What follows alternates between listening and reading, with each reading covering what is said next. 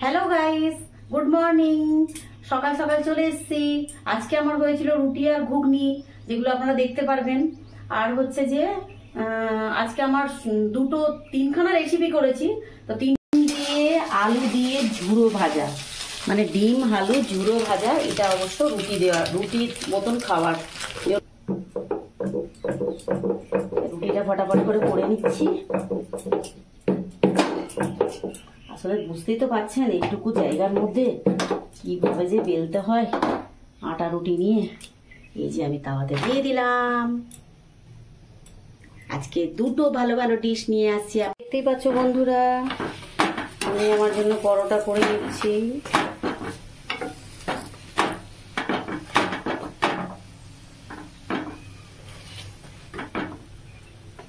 দেখুন না আপনারা, কইটুকু গ্যাসের স্ল্যাবটা দেখুন। এই যে এইখান থেকে এইটুকু, বুঝতেই পারছেন আমাকে এইটুকুর মধ্যে সমস্ত জিনিস রেখে আমাকে রান্না বান্না করতে হয়। এবার বুঝতেই পারছেন আমি কোয়ার্টার এলাকায় থাকি, কিভাবে আপনাদেরকে সুন্দর করে দেখাবো বলুন। আমি তো রিপোর্ট দিলে আমার মতো করে ভেঙে ওরা কোয়ার্টারে জিনিস করে নিতে পারবে না বলুন। এই যে আমার কর্তামশাইয়ের জন্য রুটি করেছি আর আমার জন্য পরোটা, আর এই যে চা দেখতে পাচ্ছেন। আপনারা একটু দেখুন, দেখে বেশি বেশি করে কমেন্ট করুন, একটু শেয়ার করুন, সাবস্ক্রাইব করুন, তবেই তো ভালো লাগবে বলুন।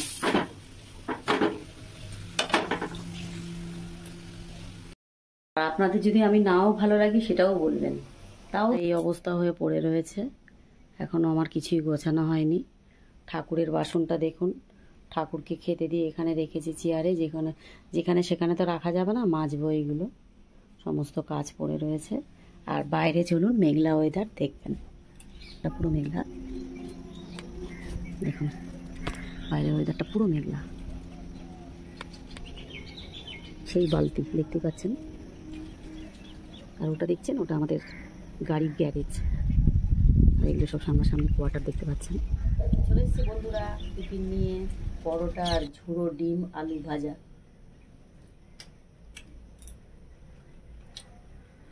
সবসময় তো আলু ভাজা খান, কখনো একটু ডিম দিয়ে ভেজে খেয়ে দেখবেন, খুব ভালো লাগে। বাচ্চাদের তো খুব প্রিয়। রুটি বা পরোটা দুটোই যায়। আমি তো আমার জন্য পরোটা করে নিয়েছি, বুঝতেই পারছেন। চেয়ারাটা দেখে বুঝতে পারছেন আমি রুটি তো একদমই খেতে চাই না, পরোটাটা ভালো লাগে। তো চেয়ারাটা দেখছি। তাহলে দেখুন বন্ধুরা, আজকে আমি দুখানা রেসিপি ননভেজ দেখাচ্ছি। দেখুন আমি যে সর্ষে ফোড়ন দিয়ে দিয়েছি, দুদিকে দুটো সর্ষে ফোড়ন দিয়ে দিলাম। একটা কড়াই ভাপা, আর ওটাতে হচ্ছে পিস কড়াই ভাপা। এটা একদম নিত্য নতুন স্টাইল, আপনি হয়তো ইউটিউব থেকে পাবেন না। দেখাতে চলেছি। দুটো হচ্ছে আপনাকে শুকনো লঙ্কা দিয়ে দিতে হবে, দুদিকে দুটো।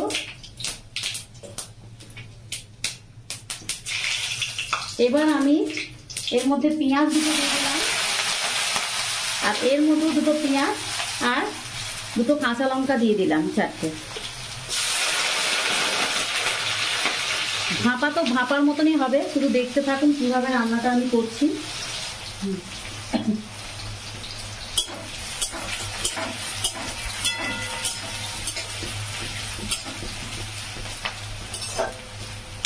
এইটা একদম নিত্য নতুন স্টাইলের রান্নাটা। আপনারা কাঁচা খেয়েছেন, ভাপে খেয়েছেন, টিফিন কৌটোতে ভাপিয়েছেন, কিন্তু এটা একদম নিত্য নতুন স্টাইল। একবার করে কখনো খেয়ে দেখবেন। এ দেখুন মাছ আমি নিয়ে চলে এসেছি, একদম ফ্রেশ মাছ, টাটকা মাছ, চালানি নয়, একদম জ্যান্ত টাটকা মাছ। তাহলে আমি এর মধ্যে দিয়ে দিলাম।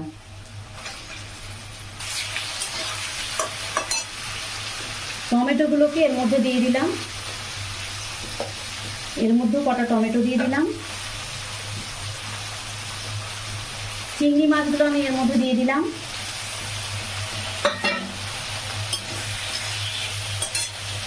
কাঁচাতেই রান্না হবে, কোনো ইয়ে পড়বে না এর মধ্যে, মানে ভাজাভুজি হবে না। এবার দেখতেই পাচ্ছেন আমি সর্ষে বাটাটা দিয়ে দেবো এর মধ্যে, পোস্ত বাটাটা দিয়ে দেবো। এবার যা আছে এটার মধ্যে দিয়ে দেবো, চিংড়ি মাছের মধ্যে। সেটা হচ্ছে কাঁচা লঙ্কা বাটা, দেখতেই পাচ্ছেন কাঁচা লঙ্কা বাটা এর মধ্যে দিয়ে দিলাম। এবার যেটুকু আছে সেটা আমি চিংড়ি মাছের মধ্যে দিয়ে দিলাম। জল ধুয়ে বাটিটা দেবেন এই কারণে, কেন জল ধোয়া বাটি দিলে খুব টেস্ট হয় তরকারি। এই যে দেখতে পাচ্ছেন দিয়ে দিলাম, এটাও আমি দিয়ে দিলাম। খুব সোজা রান্না, কিন্তু খেতে কিন্তু অসাধারণ লাগে।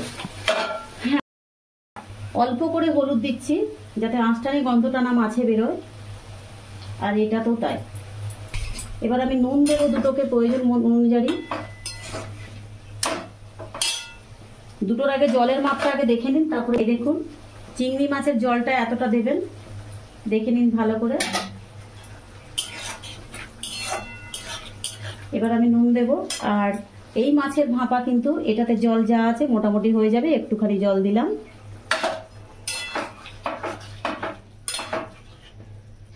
এবার আমি নুন দেব, পড়েছিল ফার্স্টে কিন্তু আপনারা লেবু দিয়ে নুন দিয়ে মাখিয়ে রাখবেন মাছ এবং চিংড়ি মাছটি।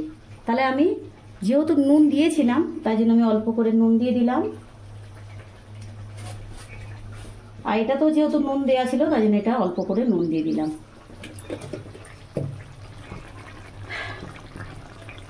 এবার আপনারা সামান্য একটুখানি করে লঙ্কার গুঁড়ো আমি দেব, কালারটা হলে দেখতে একটু ভালো লাগবে বলে, আপনারা চাইলে নাও দিতে পারেন। দেখুন ঢাকা দিয়ে দিলাম, এটা তো ঢাকা দিয়ে দিলাম, কিন্তু গ্যাসটাকে একেবারেই আপনারা কমিয়ে দেবেন, না জ্বলার মতন। দেখুন এই যে দুটোকে একদমই কমিয়ে দিলাম, না জ্বলার মতো কমিয়ে দিলাম। নামানোর সময় আপনারা ধনে পাতা দিয়ে দেবেন, ওর উপরে ছড়িয়ে দেবেন। আপনি কখনো খেয়ে দেখবেন, অসাধারণ খেতে। আর এইরকম রান্না আপনারা ইউটিউব থেকেও পাবেন না, কখনো করে খেয়ে দেখবেন। তাহলে দেখা হচ্ছে লাঞ্চের তলায়। দেখতে পাচ্ছেন বন্ধুরা, এটা আমি কি বলুন তো, একটা পুঁই শাক দিয়ে মাছের মাথা দিয়ে ছ্যাঁচড়া করেছি। ছ্যাঁচড়া মানে বুঝতে পারছেন তো, সেই ছ্যাঁচড়া।